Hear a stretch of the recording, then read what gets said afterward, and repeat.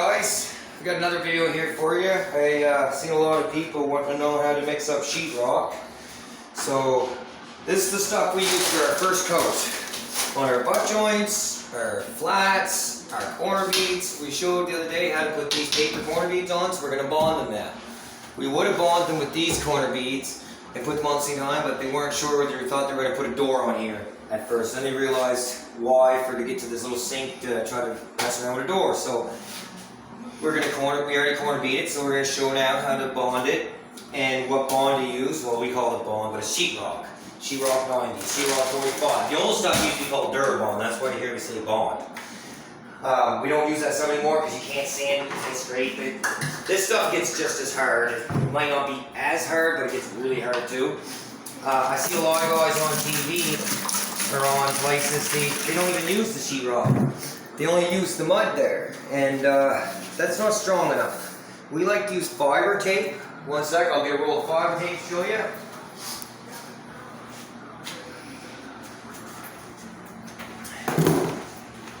This is for corners. I see guys say that, oh, this is for the seams. That's not for seams. The reason it's got a bend in it is because it's for the corners. Okay? Plain and simple. This is for flats. Okay? The reason why guys use that is because they have the machines that put it on for them and mud at the same time. That's not, you don't want to, if you want to do it an easy way in your basement, your house, if you don't got a hard drywaller, if there's no guys that are really good in your area, then you want to do it this way. This is fiber tape. This is really strong. You take this, look, breaks easy. It's just paper, right? This is fiber tape. This is the stuff's called ultra thin fiber tape. It's a burgundy package. The mesh is a lot more closer and it's thinner this way, so it doesn't show through your mud as easy. Anyways, that's what we use to put on our seams. We'll show you that in another video, but right now we're going to show you how to mix up sheetrock, the best and easiest way. So if you want to show them how much water we got in that bucket, we're going to mix up just enough to do this corner bead. If you want to show you the corner bead through there, just the doorway. You know, it's on both sides. We got this side to do and this side to do. So you don't need a lot. You might need it for another couple spots too, so we'll make up a little bit extra. Always make up a little tiny bit more than you have to sometimes. It's better than trying to make up too less and trying to spread it. It ain't worth it. So I always put my finger in there, and I always try to get the water till it's about my knuckle right there, right? With my finger bands.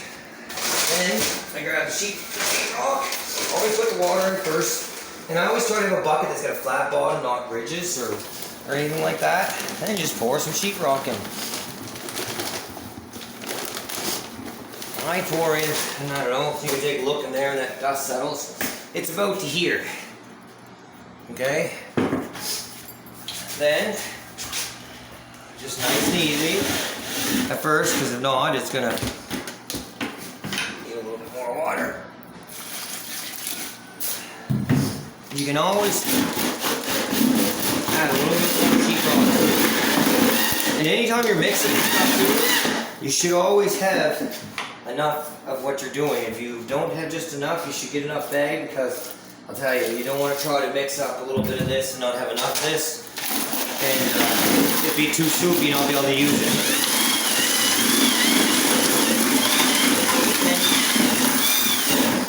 I bought this drill. You don't need to go buy an expensive $200-300 drill. Yeah, I've been doing drywall for 20 some years now. I found these drills at Walmart for 25 bucks. I bought 2 of them, and it's been almost 5 years now, and I'm on my second one. That's 50 bucks in 5 years. I bought a Makita one for $289, and a young kid came in, no joke, spun it around, it flew off, broke the trigger, smashed the handle off it. For a while I went around with a little thing pushed in the trigger, and I spent on tools all the time. You know, I had 5 kids to feed, I could just keep buying tools all the time. So anyways, get back to this.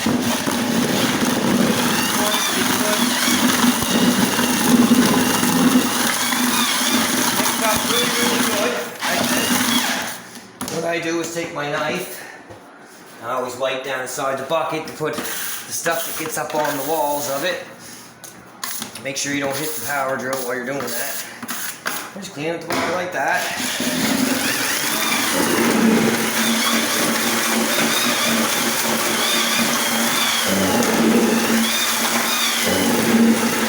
Mix her up. Now, I always take my knife, touch it, see what it's like, see if it, you know, has a good consistency. Right? You know? I think that's going to be just fine.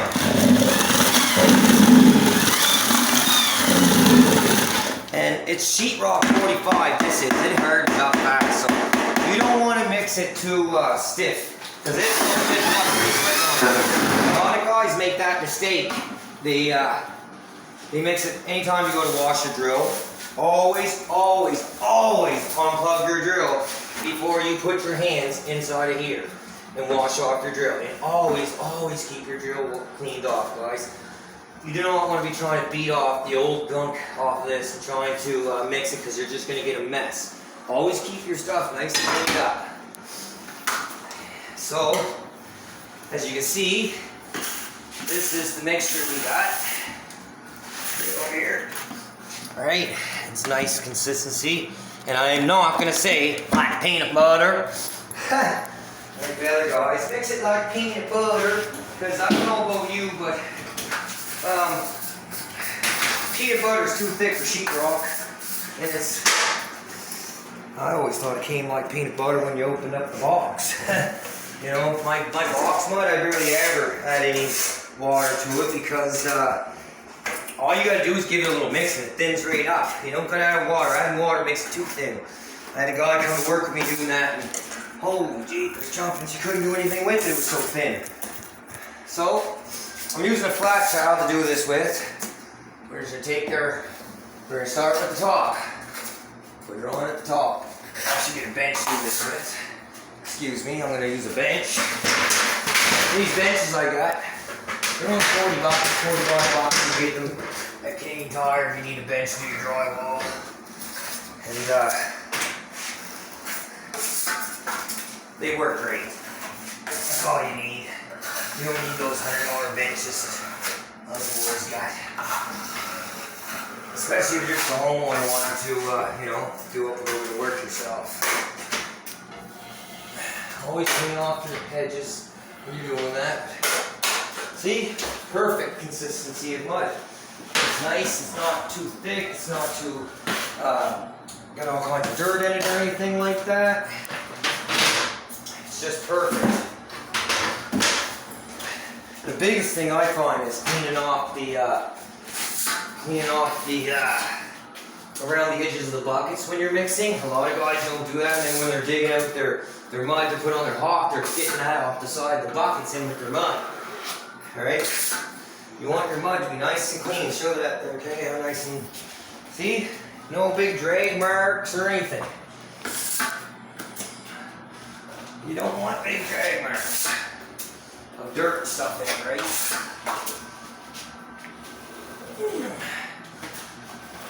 So the way so that doesn't happen is you make a good mix. Ah, look at that, I gotta break my eye. It's not the first time.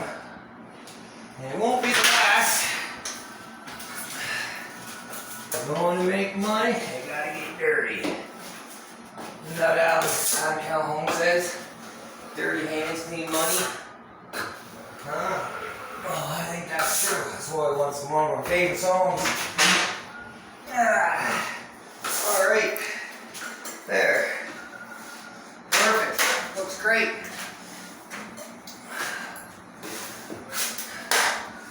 And I guess I could have told you exactly how I was doing that. If you want to come over here behind me this way, I'll show you how to do the middle of it. Middle part of it. So, I always take my hawk, and you want to pull this way to the way that you just put the mud on. Because see, you're going to do this side anyways, right? But you don't want to mess up the side you already did, right? Or you can just take it, go like this, and put it on. I'll do that sometimes.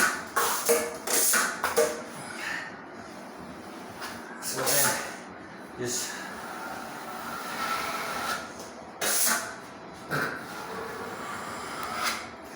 there. Then just clean that off. And sometimes you get that little mess like that. You can either go over it again, or you can leave it and just scrape it off later. I don't bother playing with those little specks there like that or anything at all. I don't. Oh, that's on the top.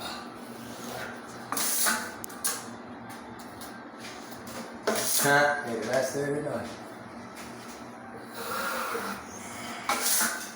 Okay. And don't worry about dropping it in the floor. It's almost impossible not to do this and get any on you or on the floor. Especially if you're trying to do it any amount of speed, try to make money out of it or anything like that, right? You know?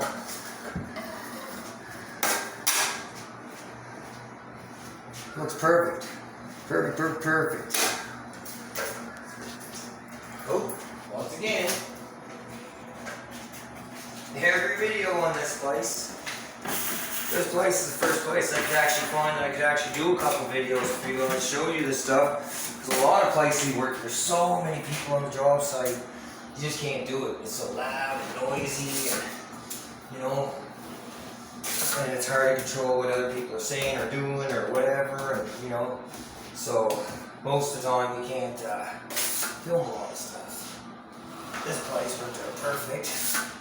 I had this little back room here, so.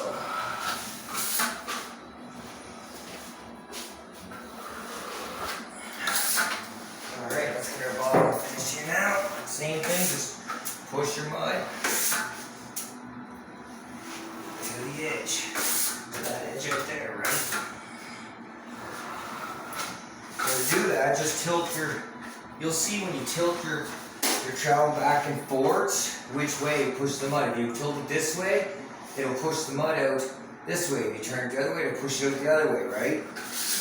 Once you start learning that stuff, how to control your hawk, and if you touch the other side a little bit, just go back up and go over a little bit. Anyways, I hope that helped you out. I'm not the greatest at explaining things, but I try to help you. Anyways, if there's anything that you guys would like to know, just say it down in the comments, and I will try to answer it for you, whatever it might be. Alright, toodaloo.